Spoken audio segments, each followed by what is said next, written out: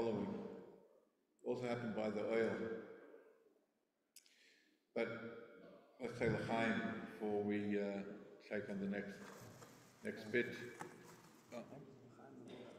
Yeah, you want to give me just a bit?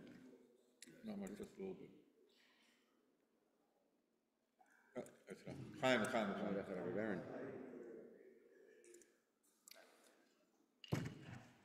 And that is, this I heard from Rabbi Yoel. When Rabbi Yoel was Masber once, what is a Rebbe? What's a Rebbe?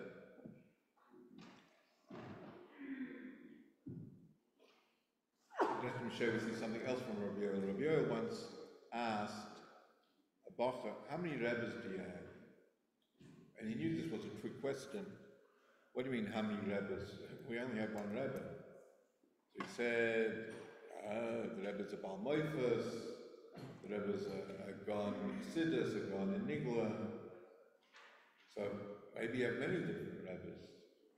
But the point he wanted to bring out is, as we'll soon see, these are all expressions of one Nakuda. And the examples, based on the I think the Rebbe Marash, the Mitzvah Rebbe, anyway, goes like this. This is the mashal. The mashal is, there was this person who didn't pay taxes, and as a punishment he was thrown into a group, he was thrown into a pit. And him and his family were in the pit. And how did they get food? There was an opening on the top of the pit, which would be opened and food would be lowered down once a day. And they were there for generations. For generations they lived in this pit. Till there came a time there was an argument between the people whether there is a world or whether there isn't a world.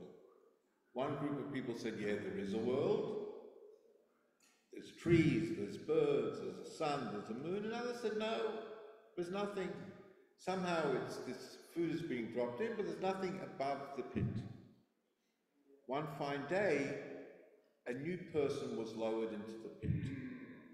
And they asked the new person, where are you coming from?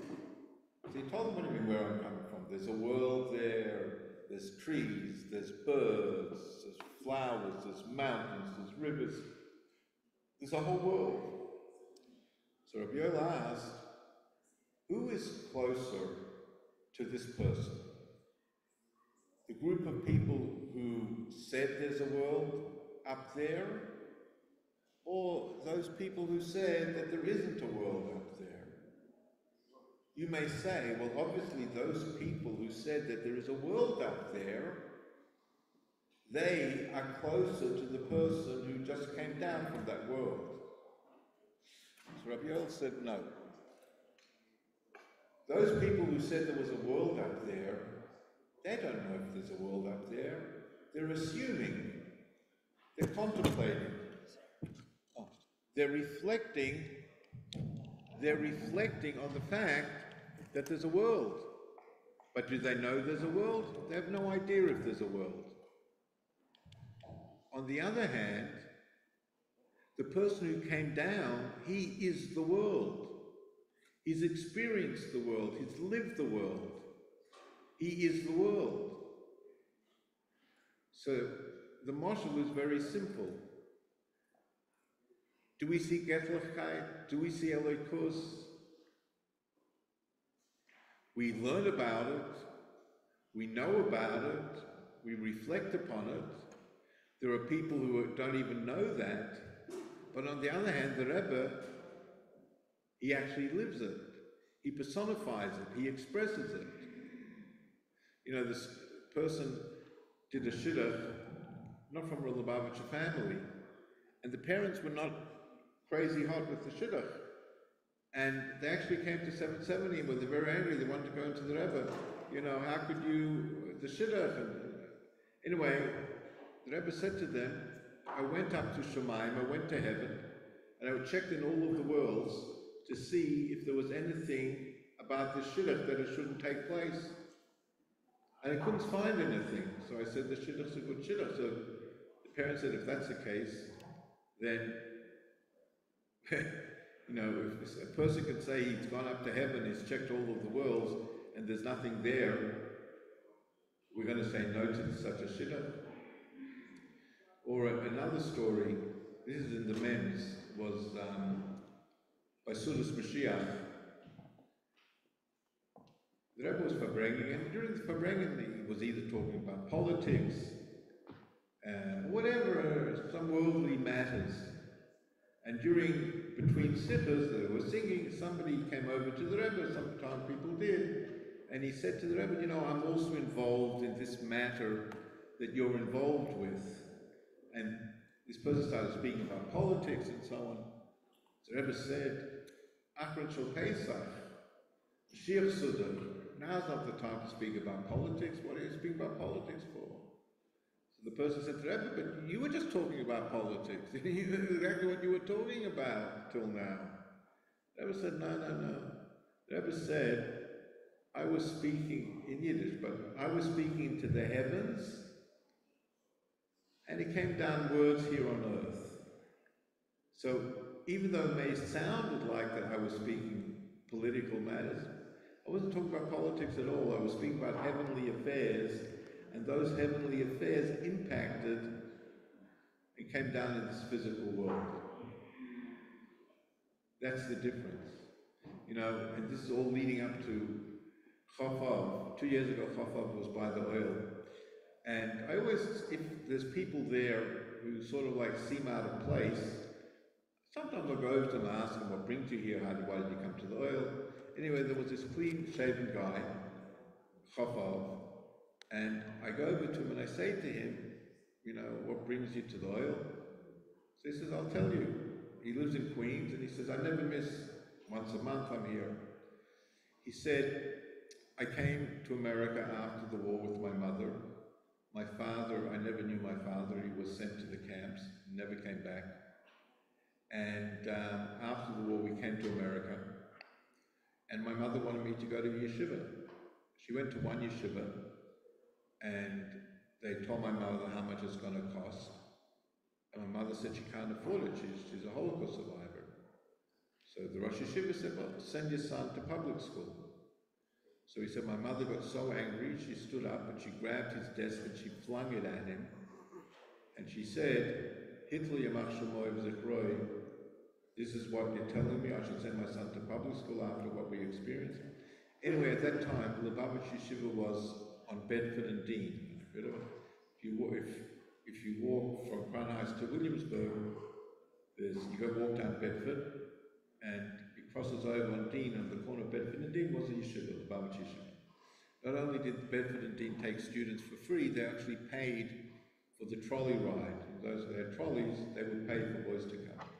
Some of the biggest shluchim come from those families of Chassidim who couldn't afford it. So my mother sent me, I went to Bedford and Dean.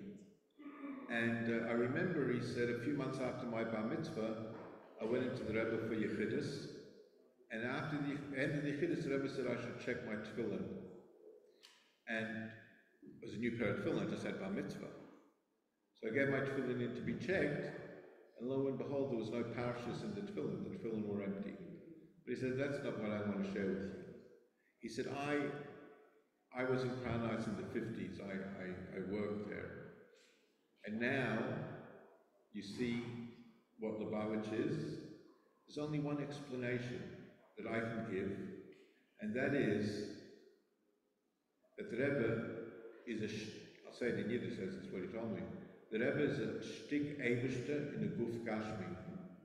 The Rebbe is a personification of spirituality, of godliness. So this is a guy who learned in Bedford and Dean till after his bar mitzvah. And he saw and realized the impact that the Rebbe has had and has on the world. The Rebbe is a shtik eibishter in a guf gashmi. Let me share with you, again, we were speaking about before that the Yid, what it means to be a Yid, and chelik lekam imal mamash. So I want to share with you a story, and also I deal with Chassidish Chevra who go for the derech. So there was this, I won't say which Chassidus it was, this particular fellow, not this year Kinnis HaShluchim, the year before Kinnis HaShluchim, he came to the Kinnis HaShluchim, he wasn't a Shliach, but he wanted to come. And he tells me that the day after he got married, he told his wife, it's a strammel and, all the clothing. The day after he got married, he said, I told my wife that I don't believe in God, I don't believe in religion, and she started to cry. So I said to him, why didn't you tell her the day before you got married that you're not religious? He said, no, my father would kill me. I said, well, now your father-in-law's going to kill you. Anyway, cut long story short, they stayed together and they had a few kids. And my wife was always trying to push me to come closer back to Yiddishkeit. But I'm not interested. One year we go on a cruise and we dock on an island, and my wife says to me, today's Simchas Torah. Maybe there's a Chabad house, maybe take them to Chabad house. I said, all right. So I rent a car, and I take my two boys, we go to Chabad house, we come in, Shliach's there, and we start schmoozing, and all of a sudden, he realizes that I know everything. And I say, I can be your chazan. So there I go to be his chazan, and I take out my camera, my phone, I'm taking photos. Only in their place like this island could you be in a Chabad house, being the Baltfila, taking photos. Anyway, so after davening, sitting around, we're talking, and then the shliach says, oi. I said, what's the matter? He says, I totally forgot I needed to do something, but the goy is no longer here. So I say to him, don't worry, I can do it for you. I can do it. He looks at me and he says, in Yiddish, du bist doch a Yid, you're Jewish, you can't do it. He said, that was the first time that somebody called me a Yid. Till then, all of my rebbes in Cheder would call me, du bist a Scheigitz, du bist a Goy, du bist a Chamor, du bist a Sharmuad. If it was a good day, I was only a Tam. So all of a sudden, somebody called me a Yid.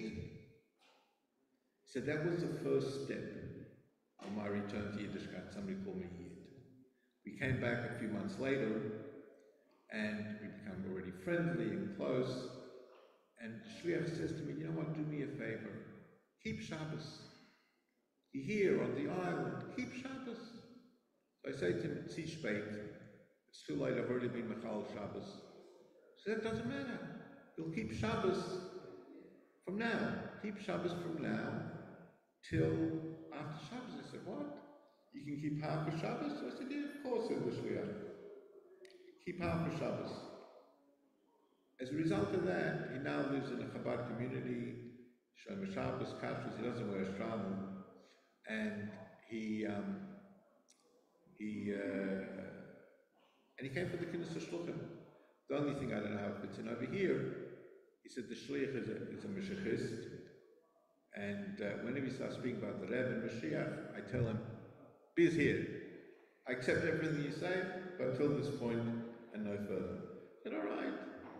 But again, what we see from over here is things that we take for granted from Chassidus is foreign to the world, and that is how every Yid has a neshama.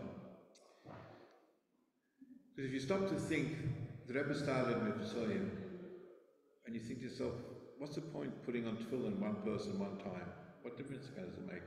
The answer is, it's not the person, the neshama. The neshama is so holy, that neshama does a mitzvah. What could be more incredible than that? L'chaim, l'chaim. L'chaim bracha. No, somebody started niggin. Keili ata v'yargal like ayar mimeka. Keili ata v'yaneka elek ayar mimeka.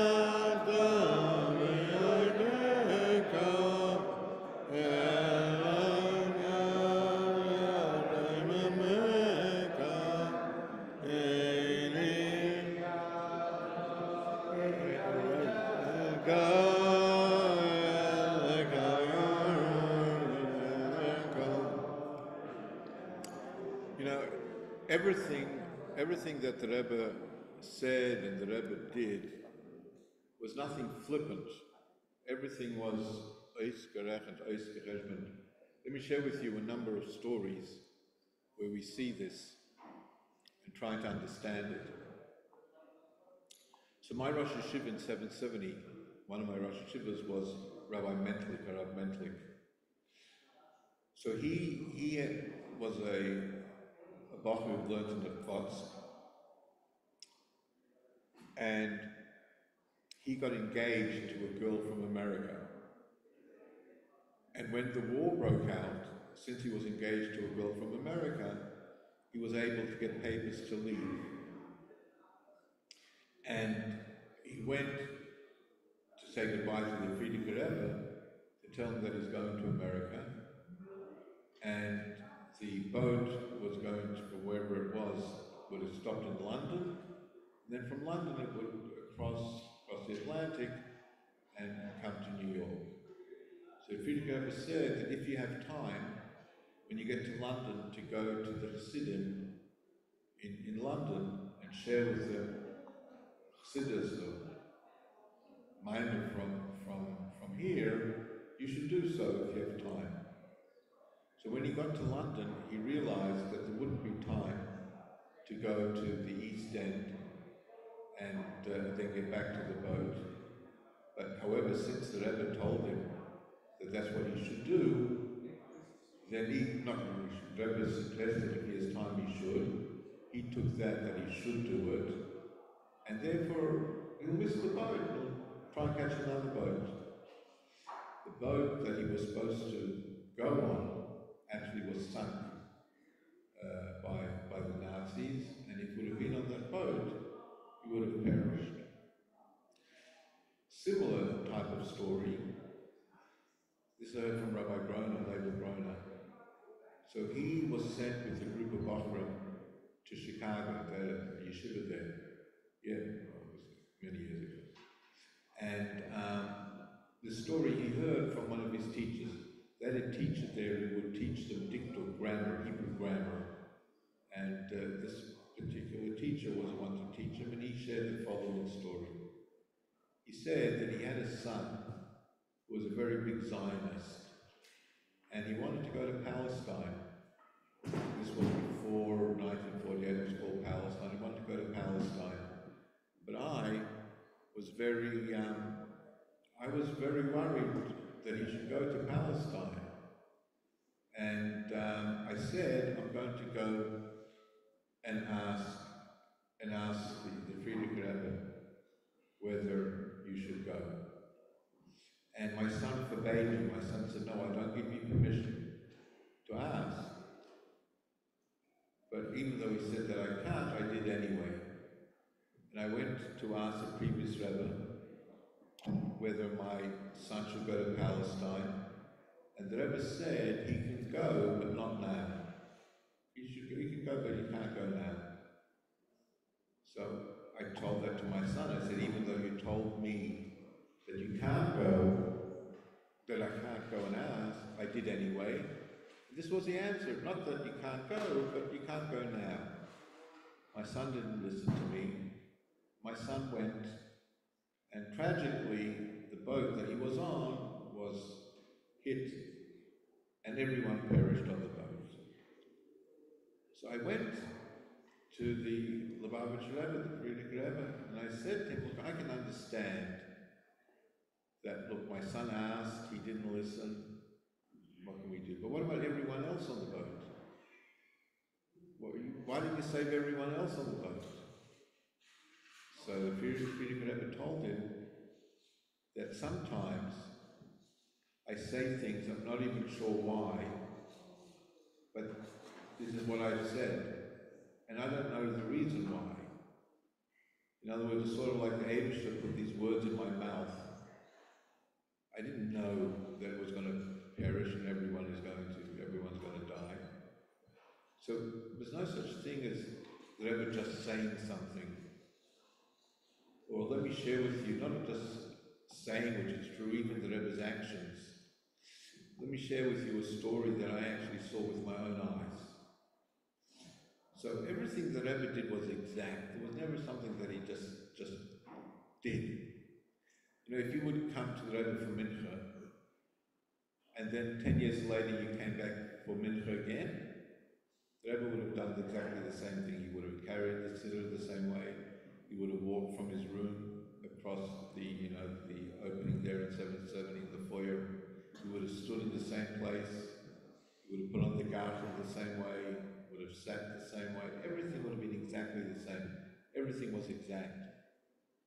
And when, during Chazaras Hashatz, so if you can picture the upstairs room, in the zal, the small zal, so the door as you walk in, so there's a table, and the Rebbe would sit at the table facing that way, and everyone would stand around in a small room.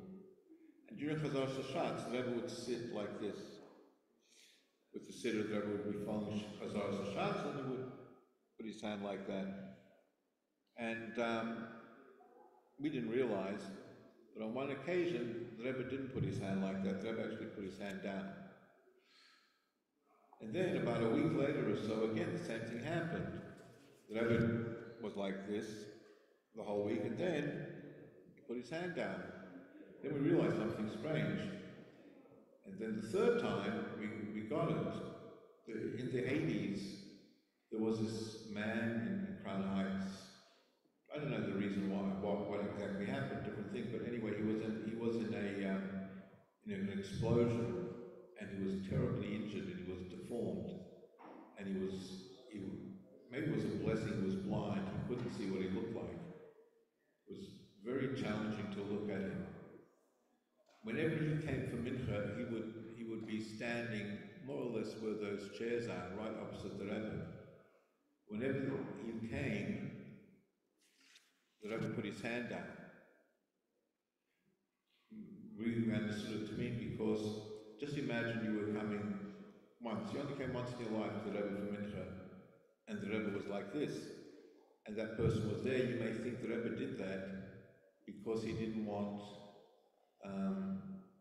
to look at the person's face, even though that person couldn't see, and therefore as a result the Rebbe put his hand down. So everything he ever did was exact. He'd want that person to be embarrassed, and no one should think otherwise. Or, again, this was eyewitness. I saw this with my own eyes. In Tofshin Mem Daled, the Rebbe, I can't remember which foot it was, the Rebbe had a problem with one of his feet, and it was very, very painful for him to walk. In those years, still, the Rebbe would be Shabbos at home, and he would walk to 770.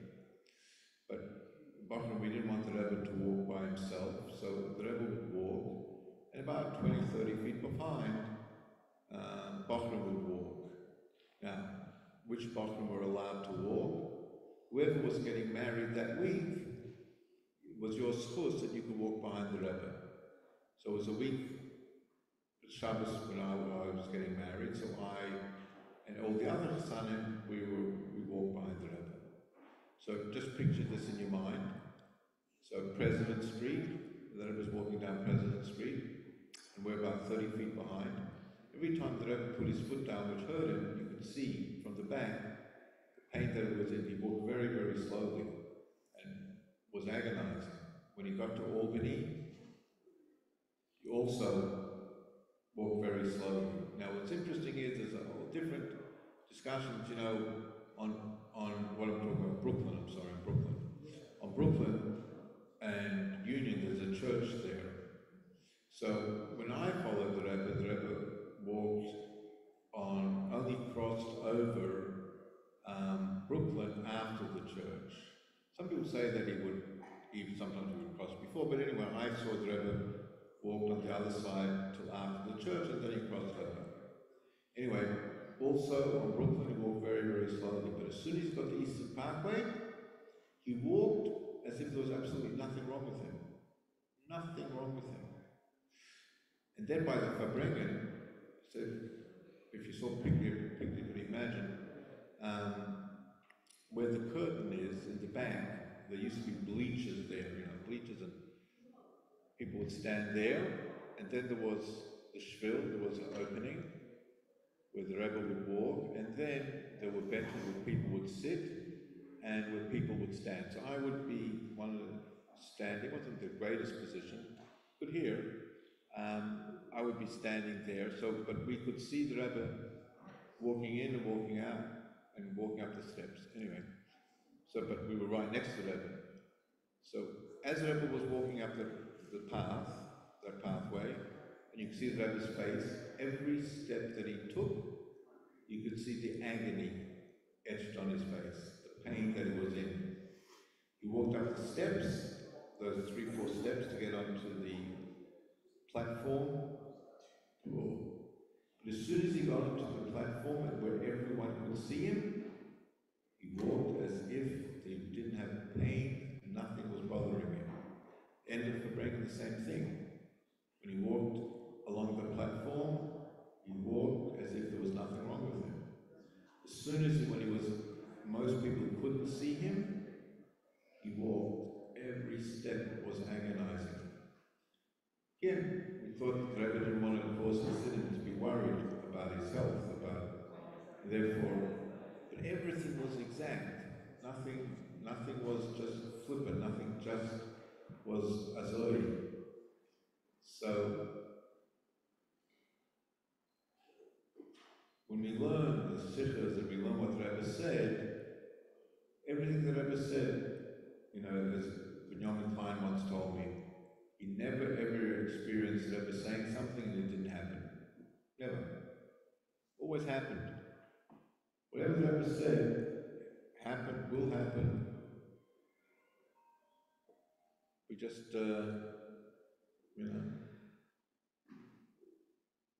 we need to thank Hashem that we're part of that experience. You learn Tomchei Tmim, Chassidim of the Rebbe, all Chassidim of the Rebbe. Tremendous chus that we have. And we need to utilize that, the gift. At the same time, it's a gift, it's a schus, but it's also his chayvus. I had another Rosh Yeshiva in 770, his name was Rabbi Schneur. He was a Polisher. And he used to always say that a bocher is a businessman.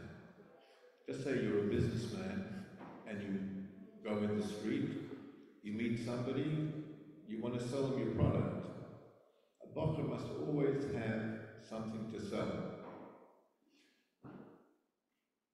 There shouldn't be a situation that you go somewhere, Shabbos, a meal, or anywhere, and you don't share with somebody something from the Rebbe, Chassidus, Advar Torah. People are yearning, people want to hear it. But even, if we're not going to share and learn and teach, who is? I make a point, because of the things I do, I travel a lot between Williamsburg and Barber. And there's a place where people wait to get lifts. I always make sure to stop when I fill up my car. It's about a 40-minute drive from Williamsburg to Borough Park. And people sit in the car, and then I say to them, "The mind says, you think this trip is for free? It's not free, I charge. You have to say it to our Torah." And of course, they never have anything what to say. I said, "Okay, do you guys understood? Okay, you understood." So for the next 40 minutes, I'm here as I chazer a sikh on the parsha from the Rebbe, thoughts from the Rebbe. You have a captive audience. I was once taking a summer bocher somewhere, and it's very interesting. He actually came from Etzol, went to the oil, and he said to me, "Du weißt was? The Barber allemaal etwas was zu sagen von der Rebbe," which was very nice to hear. In other words, it always was something to say from the Rebbe. So you really need to make a point that you always have something from the parasha, from the Rebbe, a thought from the Rebbe. There's so many beautiful things Nowadays there's so much available in English or Tamsis, you know. You don't have to learn the whole Sefer if you just get a thought, an idea. And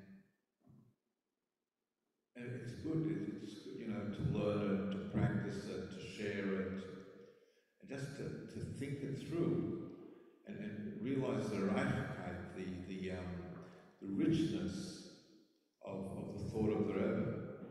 And, you know, it shouldn't be a week that you don't have something to share. You need to find somebody to share it with. Okay, you know, obviously. Whatever, that's another thing which a bocher needs to have. Needs to have thoughts from the Rebbe in his head, not just for himself, but to share with other people. To share with other people chidushim of the Rebbe. What the Rebbe said on this topic or on that topic. And sometimes you really only appreciate the Rebbe's chidushim if you see what other people say. So I mean, that's another level of learning. On the same one topic, you see what people say, and then you see what the Rebbe says, and you see the Reichkeit, the richness of the Rebbe's interpretation, and the truth of the Rebbe's interpretation. So l'chaim, that we shall learn the Rebbe's Torahs, and have the schus to then share the Rebbe's Torahs with others. Chaim.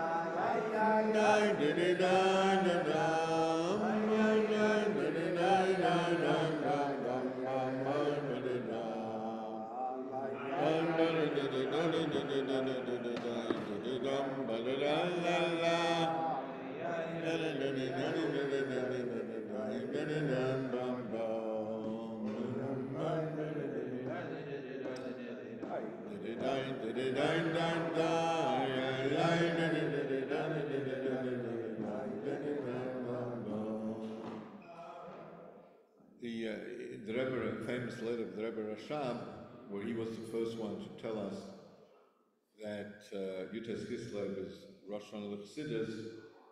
Rabbi Schneur refers to Chassidus as Oyer B'chayas, Oyer. It illuminates. So, what does it mean it illuminates? Let me share with you, I think, the following, which will illuminate what it means to illuminate. I don't know if you heard the very famous chassid. His name is Rabbi. So let me tell you a little bit about his background, and then you'll appreciate it. So Rabbi started off life as a satmar in Williamsburg. He was a Rosh Yeshiva of the elite Bochrim and Satmar. And in Satmar they also learned Tanya. So he learned Tanya, and he had questions on Tanya. And in the summer, his yeshiva, which was exclusive for the top Bochrim, they would go to the mountains. And there was a Lubavitch guy, I don't know who it is, who would sometimes come to daven in their yeshiva. So Rabbi saw a Lubavitch there. He thought he's a good person to ask Yishailas on Tanya. So he asked him Yishailas, and this guy realized that this is above his pay grade. He doesn't know the answer to this question. And he said, you know what, I'll organize that you should come and speak to Rabbi Yoel. So he tells me, and I'll explain why he shared with me all this information. He tells me he had heard about Rabbi Yoel, but he thought Rabbi Yoel was like a professor with a bow tie, you know, aufgeklärt, you know, modern and intellectual. He wasn't really interested, but okay. Anyway, so the first time he comes to the house, late at night, you know, he comes in and then he sees Rabbi Yoel. Anyway, cut long story short, he spends, it just goes on and on until eventually he couldn't take it any longer, and he told everyone in Lubavitch he had to basically escape. But this is interesting, which some people may not know. His wife, she ran a school for girls in Williamsburg with girls who were challenged intellectually or physically, whatever, not a mainstream school. And she was told that she can't leave until she's organized that every girl is in another school. So her husband had nearly been killed, you know, the Satmars wanted to kill him. They beat him to a pulp, but they weren't allowed to leave until she had found a school for every one of the students. So what happened was he moved to Barber, he was moved to Borough Park, and so Bochum from 770, I don't know, difference to make, we more or less lived in the house to protect him. So I, with some other, we were on one shift. You know, there were like people in the street looking up, oh, that's mental Vecht and this. And he was so bad, he was like skin and bones. We actually have to carry him to the bathroom because he couldn't walk. He was so badly beaten up, bruised all over. So many years later, I told him, "Du bist mir schuldig." So he said, "Was bin ich für schuldig?" I said, in Yiddish, I'll say in English. I said, I was one of the Bochum 770 who was guarding you, so I want to ask you a question, and I want to hear what you have to say. So I said to him, you know, you saw great people. What was so unique about the Rebbe that drew you to the Rebbe? What was so unique? So he said to me, all right, so this is what he shared with me. He said one year, Simchas Torah, he decided that he's coming to Crown Heights. Of course, he didn't get dressed like in Satmar. He looked like a Lubavitch or whatever, and he was staying by Benjamin Klein.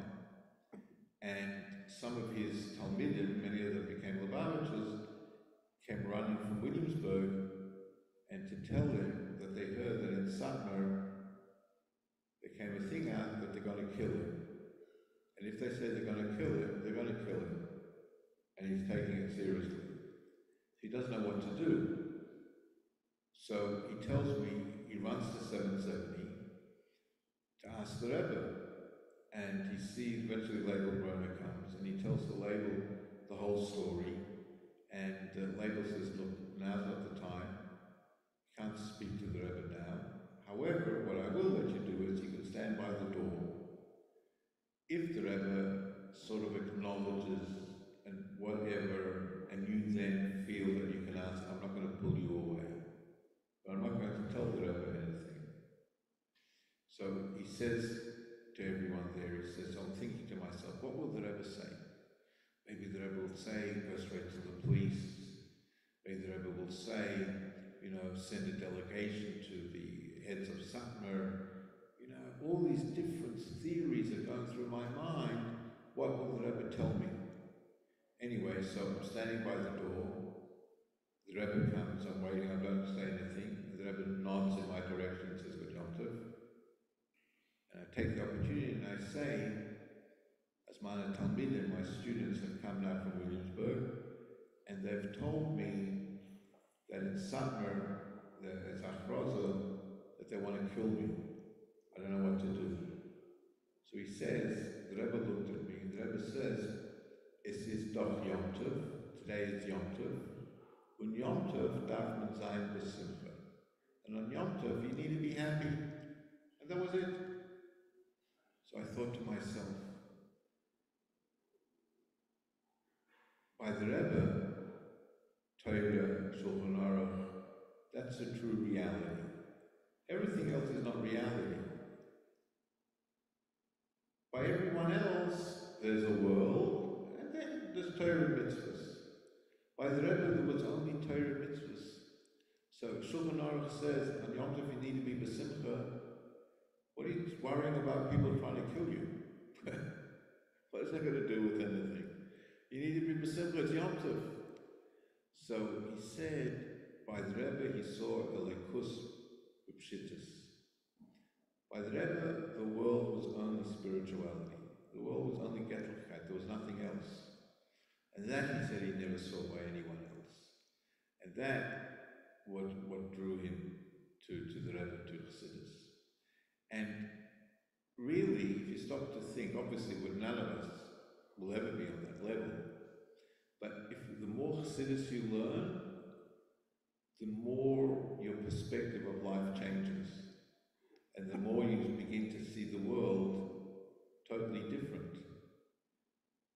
And sometimes we don't realize it because we learn Chassidus and we don't know of a different type of life, a different type of world. But you take somebody who never learned Chassidus, take somebody who learns Chassidus, and you begin to have a conversation with them, things which we take for granted, is by them it's non-existent. The most classical example, you ask the average literature or whatever, why do you do Torah mitzvahs? So he says, what are you talking about? Schar, I get schar, Gan Eden. So you could say, well, that makes sense, people work 30, 40 years so they can retire, buy a house in Florida, and they retire. So this person is not Mekushimtik. He's not worried about a house in Florida. He's worrying about a house in Shamayim. So he's doing Torah mitzvahs. So he's going to have a palace. He's going to have an extra room every mitzvah he does. Is another brownie point. His house is getting bigger, and it's getting bigger, and it's getting nicer. But I say to them, but isn't that self-worship? Isn't that somewhat like Avodah Zarah? Instead of, you're good, you're a nice guy, you don't want a mansion in Florida, you want a mansion in Shamayim. But it's just for yourself. You're not serving Hashem, it's self-service. You're serving yourself. They don't get it, but then slowly it dawns on us and says, which is true. The Rambam says that, luckily there's no women here, that's how women, children, and shreitim serve the Eibishter. But obviously that's the lowest darga. But by then, that's the ultimate darga. Olam Haba, where they're going to, they've got 5 Masechtas in their hand, or 6 Masechtas that they're going to carry with them.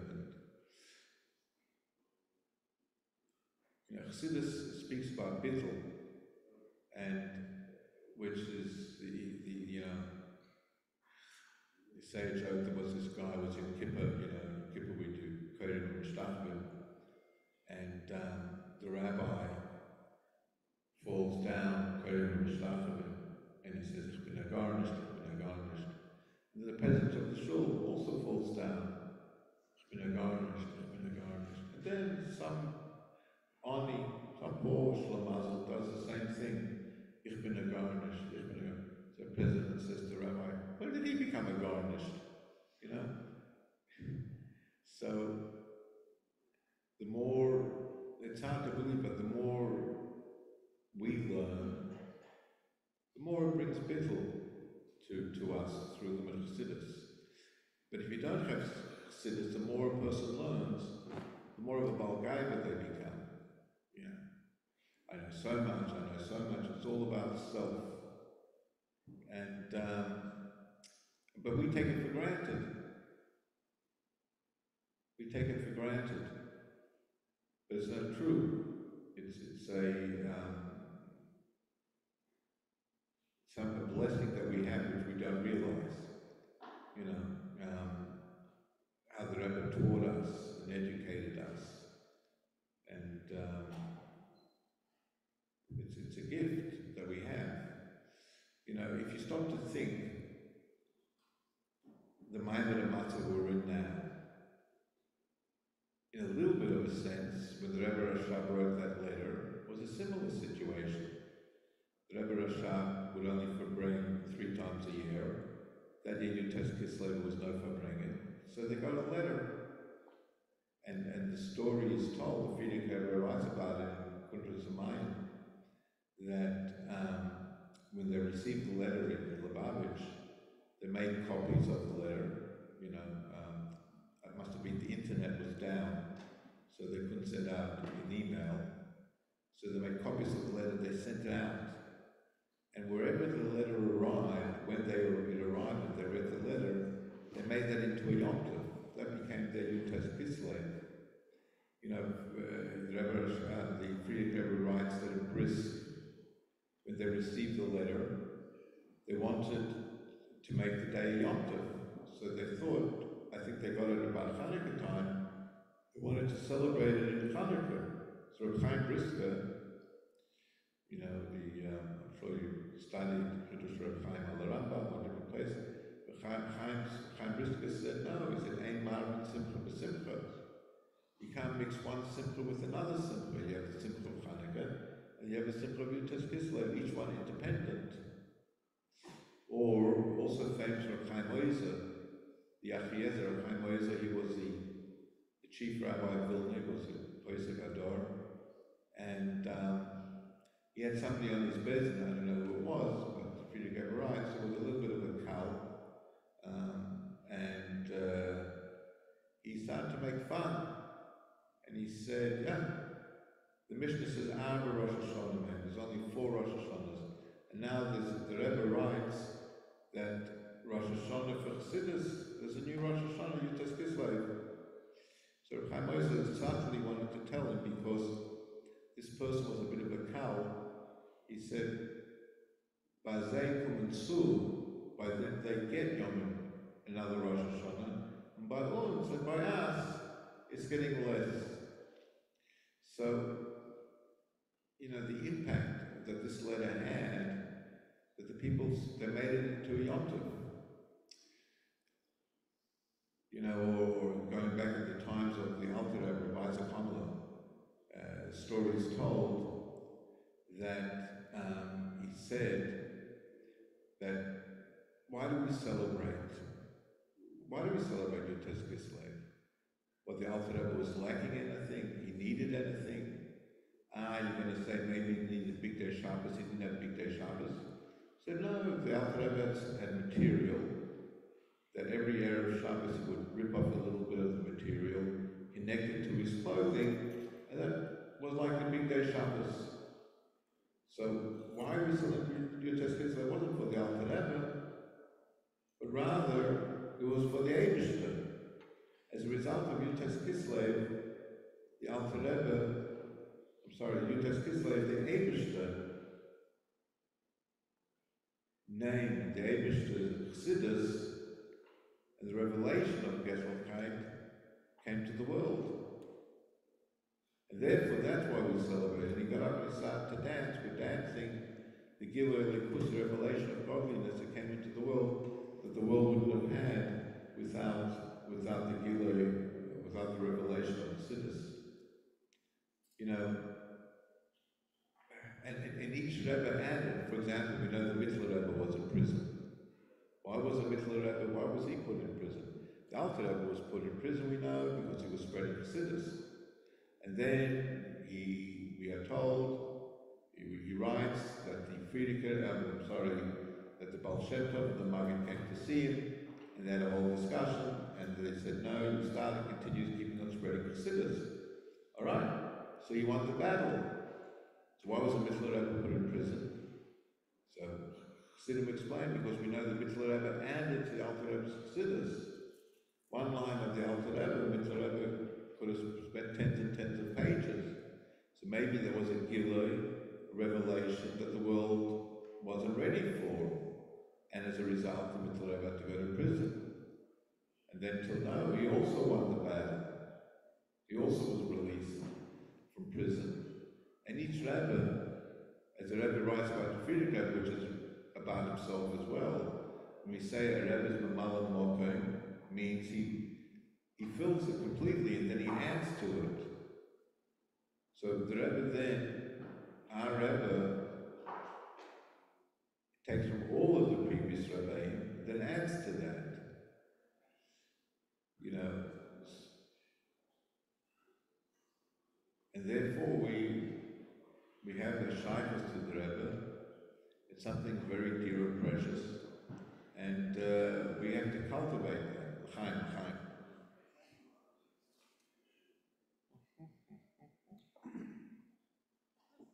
I think people are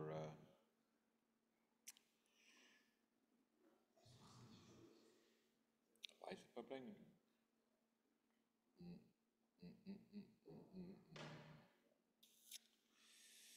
Yeah.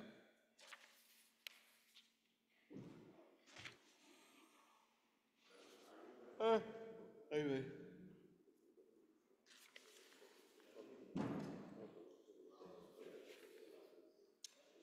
Good Yom Tov, Chavra, good Yom Tov.